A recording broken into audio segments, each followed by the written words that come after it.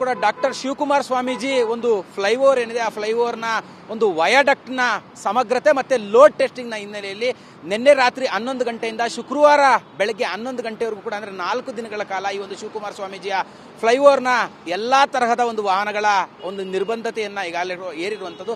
ಸದ್ಯ ನಾನೀಗ ಫ್ಲೈಓವರ್ನ ಮುಂಭಾಗದಲ್ಲಿದ್ದೀನಿ. ಈಗಾಗಲೇ ಟ್ರಾಫಿಕ್ ಪೊಲೀಸರು ಒಂದು ಸೂಚನಾ ಫಲಕವನ್ನು ಕೂಡ ಹಾಕಿರುವಂಥದ್ದು. ಅಂದರೆ ರಾಷ್ಟ್ರೀಯ ಹೆದ್ದಾರಿ 4ರಲ್ಲಿ ಬರುವಂಥ ಬೆಂಗಳೂರು ನೆಲಮಂಗಲ ಮೇಲ್ಸೇತುವೆ ಏನಿದೆ, ಗೊರಗುಂಟೆಪಾಳ್ಯದಿಂದ ಪಾರ್ಲೇಜಿ ಟೋಲ್ ಅಂದರೆ ಇಲ್ಲಿಂದ ಆರಂಭವಾಗಿ ಪಾರ್ಲೇಜಿ ಒಂದು ಕಂಪನಿವರೆಗೂ ಕೂಡ 4.2 ಕಿಲೋಮೀಟರ್ನ ಉದ್ದವನ್ನು ಈ ಒಂದು ಸೇತುವೆ ಹೊಂದಿರುವಂಥದ್ದು. 16ನೇ ತಾರೀಕು ಅಂದರೆ ನಿನ್ನೆ ರಾತ್ರಿ 11 ಗಂಟೆಯಿಂದ 19ನೇ ತಾರೀಕು ಅಂದರೆ ಶುಕ್ರವಾರ ಬೆಳಗ್ಗೆ 11 ಗಂಟೆವರೆಗೂ ಕೂಡ ಈ ಒಂದು ಫ್ಲೈಓವರ್ನ ಸಂಪೂರ್ಣವಾಗಿ ಎಲ್ಲಾ ತರಹದ ಒಂದು ವಾಹನಗಳಿಗೂ ಕೂಡ ಈಗಾಗಲೇ ಬಂದ್ ಮಾಡಿರುವಂಥದ್ದು. ಸದ್ಯ ನಾನೀಗ ಆ ದೃಶ್ಯಗಳಲ್ಲಿ ತೋರಿಸ್ತಾ ಇದ್ದೀನಿ. ವಾಹನ ಸವಾರರು ಸಾಕಷ್ಟು ಅರಸಾಹಸವನ್ನು ಪಡ್ತಾ ಇರುವಂಥದ್ದು. ಕಾರಣ ಏನಂತ ಹೇಳಿದ್ರೆ ಪ್ರತಿದಿನವೂ ಕೂಡ ಈ ಒಂದು ಫ್ಲೈಓವರ್ನ ಮೂಲಕವಾಗಿ ಪಾರ್ಲೇಜಿ ಫ್ಯಾಕ್ಟರಿ ಹತ್ರ ಇಳ್ಕೊಳ್ಳುವಂಥದ್ದು, ನಾಗಸಂದ್ರ ಮೆಟ್ರೋ ಸ್ಟೇಷನ್ ತಲುಪುವಂಥದ್ದು. ಆದರೆ ಇವತ್ತು ಯಾವುದೇ ಕಾರಣಕ್ಕೂ ಕೂಡ ವಾಹನಗಳಿಗೆ ಸಂಚಾರವನ್ನು ಮಾಡಲಿಕ್ಕೆ ಅವಕಾಶವನ್ನು ಕೊಟ್ಟಿಲ್ಲ. ಕಳೆದ 8 ತಿಂಗಳ ಹಿಂದೆ ಈ ಒಂದು ಪಿಲ್ಲರ್ಗಳಿಗೆ ಅಳವಡಿಸಿದಂತ ಕೇಬಲ್ ದುರಸ್ತಿ ಕಾರ್ಯ ಮಾಡಬೇಕಾಗಿತ್ತು. ನಿಮ್ಮ ಉಬ್ಬಿದ ರಕ್ತನಾಳಗಳ ಸಮಸ್ಯೆಗೆ ಎವಿಸ್ ಆಸ್ಪತ್ರೆಯಲ್ಲಿ ಕೇವಲ 30 ನಿಮಿಷದ ಲೇಸರ್ ಚಿಕಿತ್ಸೆಯೊಂದಿಗೆ ಮುಕ್ತಿ ಹೊಂದಬಹುದು. ಹೆಚ್ಚಿನ ವಿವರಗಳಿಗಾಗಿ ಸಂಪರ್ಕಿಸಿ 8088837300. ದುರಸ್ತಿ ಕಾರ್ಯದ ಹಿನ್ನೆಲೆಯಲ್ಲಿ ಹೆವಿ ವೆಹಿಕಲ್ಗಳೇನಿದ್ದಾವೆ, ಹೆವಿ ವೆಹಿಕಲ್ಗಳಿಗೆ ಸಂಚಾರವನ್ನ ಸಂಪೂರ್ಣವಾಗಿ ನಿರ್ಬಂಧವನ್ನು ಏರಲಾಗಿತ್ತು. ಆದರೆ ಈಗ ವಯಾಡಕ್ಟ್ನ ಅಳವಡಿಸಿರುವಂಥದ್ದು, ಅದರ ಒಂದು ಸಮಗ್ರತೆ ಇರ್ಬೋದು, ಲೋಡ್ ಟೆಸ್ಟಿಂಗ್ ಇರ್ಬೋದು, ಈ ಎರಡನ್ನ ಮಾಡುವಂತ ನಿಟ್ಟಿನಲ್ಲಿ ಎಲ್ಲಾ ತರಹದಂತ ಕಾರು, ಬೈಕು, ಲಾರಿ ಎಲ್ಲಾ ತರಹದಂತ ಒಂದು ವಾಹನಗಳಿಗೂ ಕೂಡ ಈಗಾಗಲೇ ಒಂದು ನಿರ್ಬಂಧತೆಯನ್ನು ಏರಿರುವಂಥದ್ದು. ಬೆಳಗಿನಿಂದಲೇ ಕೂಡ ವಾಹನ ಸವಾರರು ಇಲ್ಲಿ ಬಂದಂದ್ರೆ ಇಲ್ಲೇನೋ ಒಂದು ಬ್ಯಾರಿಕೇಡ್ಗಳನ್ನು ಹಾಕಿ ಒಂದು ನಿರ್ಬಂಧವನ್ನು ಏರಿದ್ದಾರೆ ಸಂಚಾರಕ್ಕೆ. ಅಲ್ಲಿ ವಾಹನ ಸವಾರರು ಬರ್ತಾ ಇರುವಂಥದ್ದು. ಇಲ್ಲಿರುವಂತಹ ಪೊಲೀಸು ಮತ್ತೆ ಹೋಮ್ ಗಾರ್ಡ್ಗಳ ಬಳಿ ಕೇಳ್ತಿದ್ದಾರೆ, ಯಾಕೆ, ಏನು ಕಾರಣ.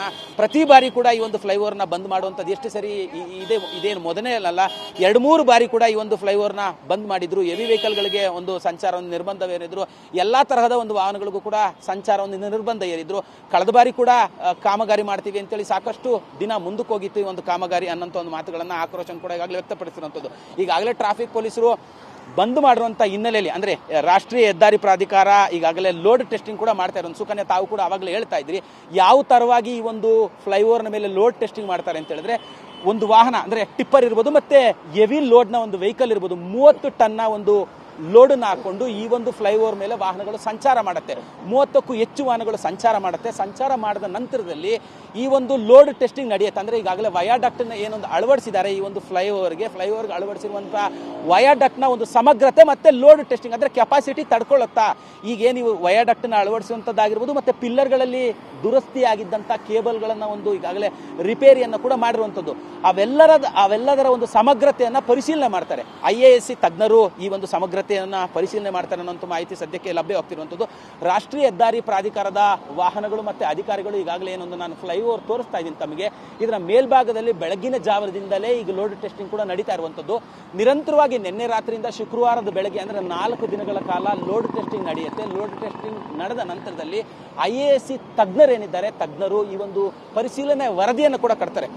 ವರದಿಯನ್ನು ಕೊಟ್ಟ ನಂತರದಲ್ಲಿ ಹೆವಿ ವೆಹಿಕಲ್ಗಳು ಓಡಾಡಬಹುದಾ ಅಂದರೆ ಈಗಾಗಲೇ ನಾರ್ಮಲ್ ವೆಹಿಕಲ್ಗಳು ಓಡಾಡಲಿಕ್ಕೆ ಒಂದು ಅವಕಾಶನ ಕಲ್ಪಿಸಲಾಗಿದೆ.